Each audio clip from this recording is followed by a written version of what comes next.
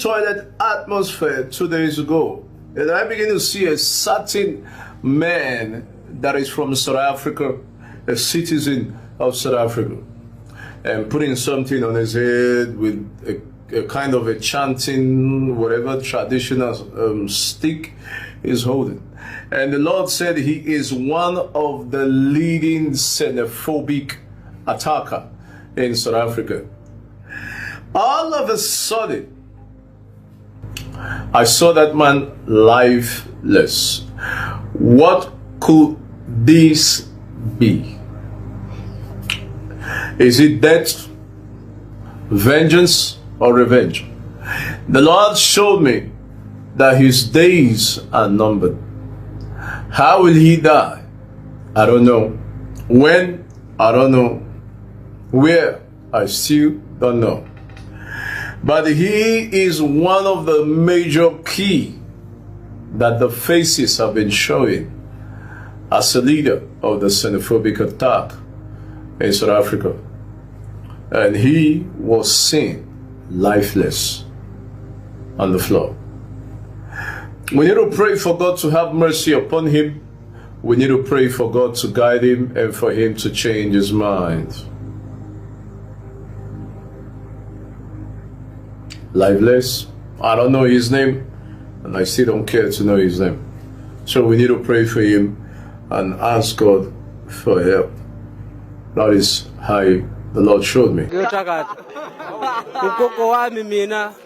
Hey, dangerous. Mase ngifikile lapho ngiyothakatha abantu bayezile le umthakathi wala. Yeah. Ngiyothakatha. Yeah. Kodwa zomthakatha ngani? Zomthakatha kanjani? Yeah, ngiyothakatha mase ngifikile lapho kodwa lana ayiwone yabo. Ngisho mina ukuthi yini into ezokwenzeka kuyena uma umthakathi. Asofa. Yeah, asofa. Bangaka abantu ozobathakatha ongababala nje abawu4. Ubani. Umthakathi. Yeah, ngiyamdinga umthakathi kakhulu. Yeah, ngiyamdinga kakhulu. Indaba ungamthandi umthakathi. Indaba ungamthandi. Hayi. Lana ngiyamyeka mase ngifikile emakhaya ngifuna ngimthakathe kahle. Yeah. So ugogo wakho unezinto zokuthakatha. Yeah, kakhulu. Mina ugogo wami. Yeah. So isikhathi ngani ukuthi afe mhlawumbe lo muntu wakho ozomthakatha ngawo. Mase ngifikile lapho. Yeah. Mhlawumbe 1 days.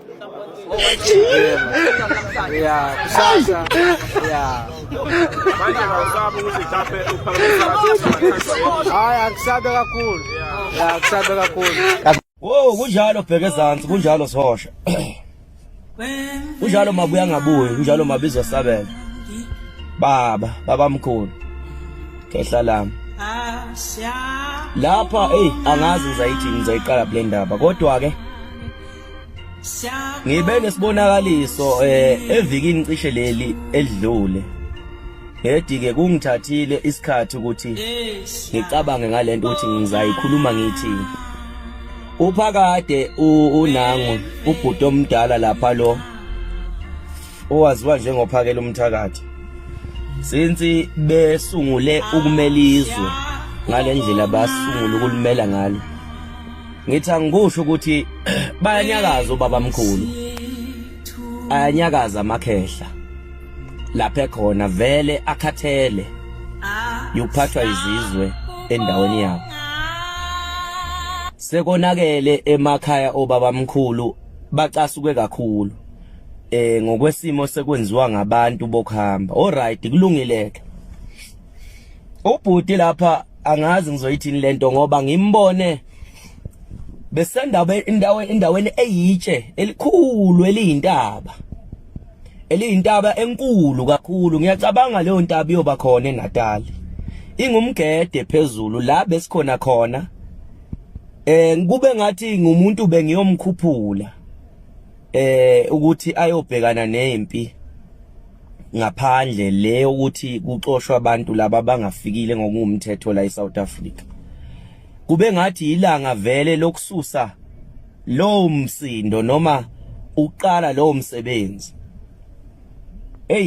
ebeqimbile kanye nami isiqimbile kungathi ngimkhuphula ngeinhlanga ezithize ngimqinisa nami futhi kwakosa ukuthi ngiqine sisobabili kuphela mayinda lokho sisobabili lapha entabeni le ndawo ingumgede iyintaba enkulu emokhuphuka khona ukhuphuka kabuhlungu kodwa uthema esehla yena ebuthi ihlangu zakhe ehle hamba ebheka ezantsi ehlela la ngehlela khona ehlela kule ndawo engathi umgodi nje ongasemayini phakathi hayi mina ngihlulekile ukwehla into engididile mina ngihlulekile ukwehla ngithe mase ngehla yena sehlile sevela amabutho ehlangene phansi eyinqwaba yena esehambile ngisele ngedwa kwangena amadoda amathathu bekuyilabani bokufika nabo beqimbile bezenza ngazathi nabo khona bazokucela ukwenza kimi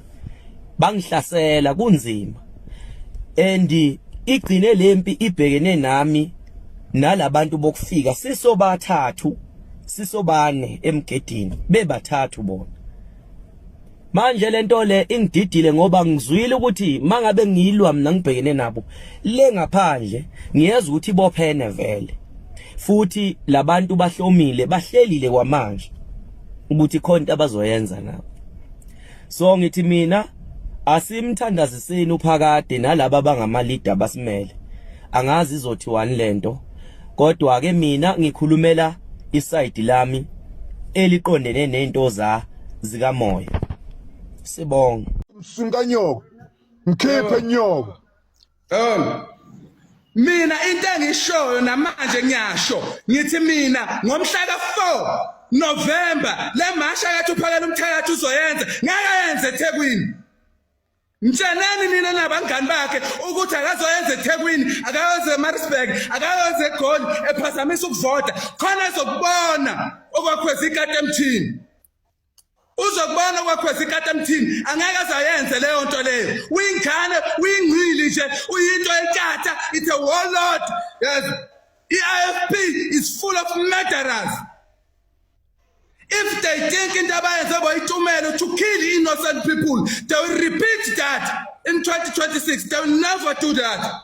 Not in our lifetime. Not in our lifetime. There is nothing else okwenzeka. Also tufuna ukuyobhikisha ngomhla ka November efuna ukuvimba abantu ukuthi bangayovota. Will meet us on the ground. Uyo masha khona siyavota thina ngomhla ka4 sifuna ukhipha iANC sifuna ukhipha iDA emandleni ngeke sakwenza lokho masifuna ukuyomasha uphakela umthakathi must go to kaNongoma must go to Olundi must go to eJozini must go oPhongolo not lapho esidominator khona sizomshaya thina literally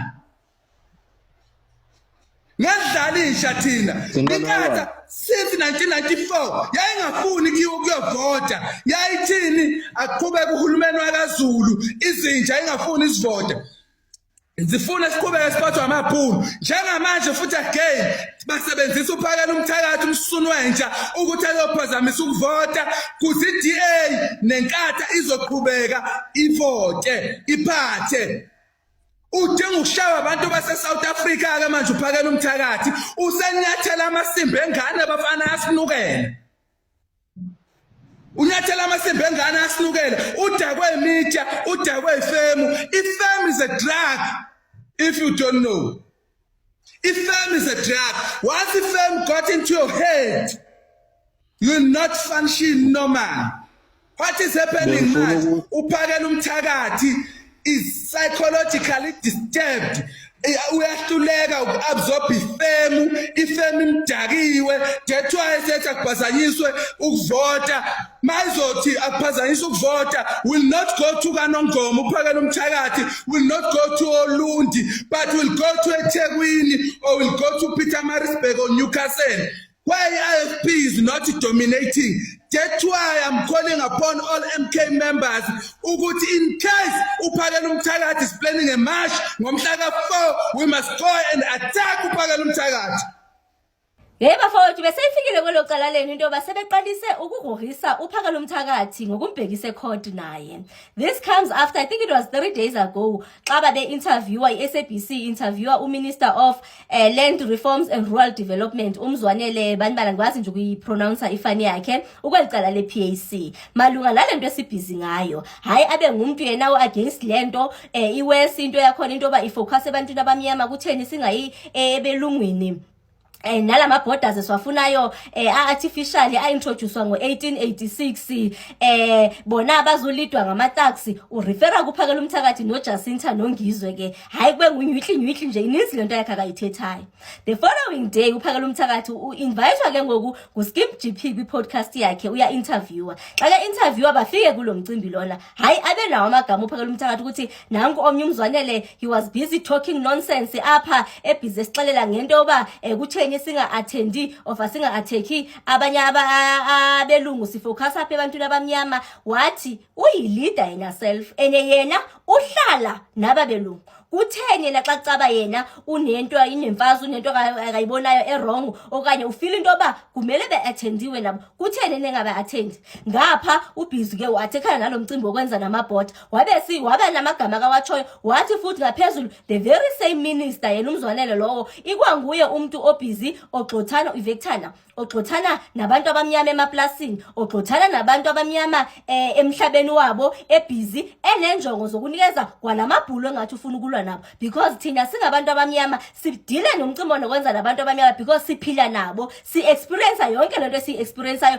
apha kubo. So since yena esazi into yoba ikhona into errong enokwenza nabelungu ehlala nabo naye ngeke udlale yakhe indima kwelacala kukuthi khona nalapho erefere khona into yoba kwalo muntu owabulala uChrizani wayengumlungu wayeze eSouth Africa ngendlela engaqondakali ngokutheni singafocus apha ebelungwini. So uza ngaleyo angle leyo so waphendula loo nto ke ngokuPhakela Umthakathi. So yiyo lento ke ngoku akaseke futhi ukusela yona uPhakela Umthakathi phi ecourt esithi intoni yi-defamation of character. Since uPhakela Umthakathi esithi kwayena unenjongo zoba axuthule umhlaba okanye agxothe abantu abamnyama ivictane nabantu abamnyama enenjongo zokuthini ezoba ayinikeze phi abe hayi ke iphumile ke phofu even imedia statement esuka phi esuka kulo Mzwanele leyo. So ndizama ukuthi bafethu I think right now abasawuqondi lo mcimbi lona. I think sebe late kakhulu abasawuqondi into yoba noba bangagrogrisa uPhakela Umthakathi noba banga-arresta omnye wabo okusalayo ukhona omnye uPhakela Umthakathi ozavela noba banga-arresta uJacinta okusalayo ukhona uJacinta ozavela noba banga-arresta uNgizwe Mchunu okusalayo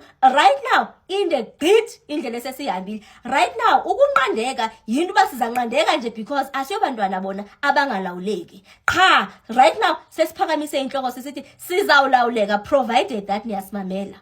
Uba ngaba anisimameli sizaba nengxaki. Into iseyilapho sithanda into yoba on my previous post nditshila into yoba ama-Nigeria namhlanje kuthiwe bayahamba i-first batch ngapha elandelana neMozambique nayo seyithathile i-batch nyana zabo ngapha neGhana hayi kona siza ngoline njengoba bezixelela into yoba bazafuna ukugrogrisana nabantu ngento enokwenza umthetho bewazi into yoba inoba bona ipokodo zabo zivutshiwe nje hayi bafethu i-South Africans uba ngaba kumele into yoba ziziteketshe for lento esibhizi ngayo sizaziteketsha.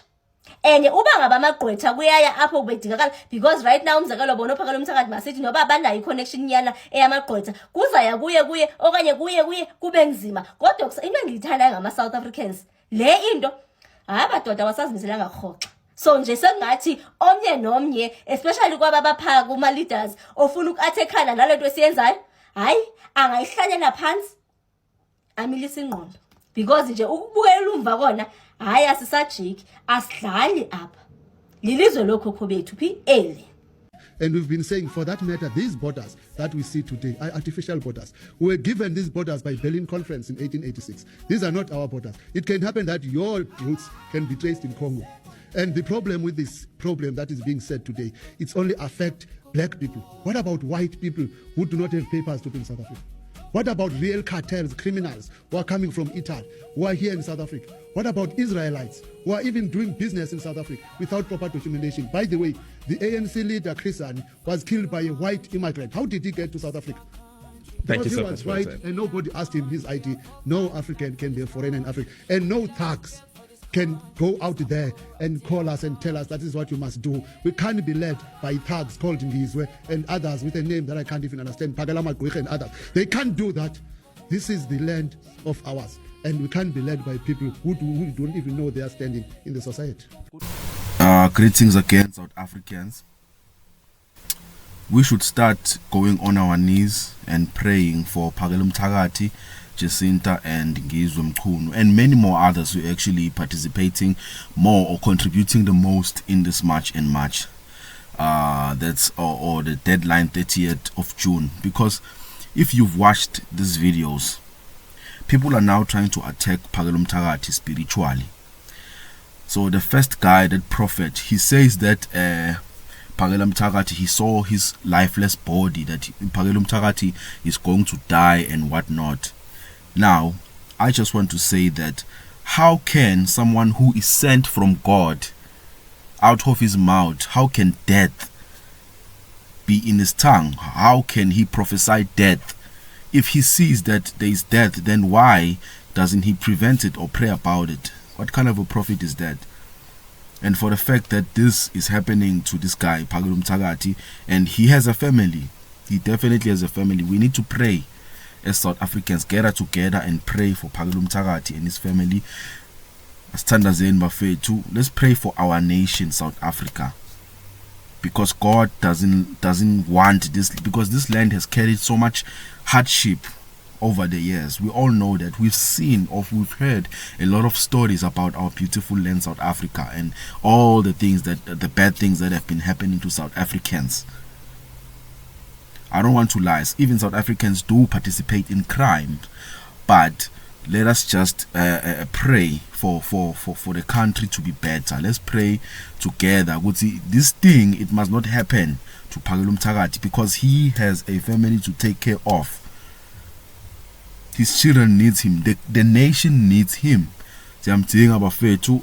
So I just want to encourage everyone. If everyone can pray today, let's just pray today for the protection of this whole thing and for him.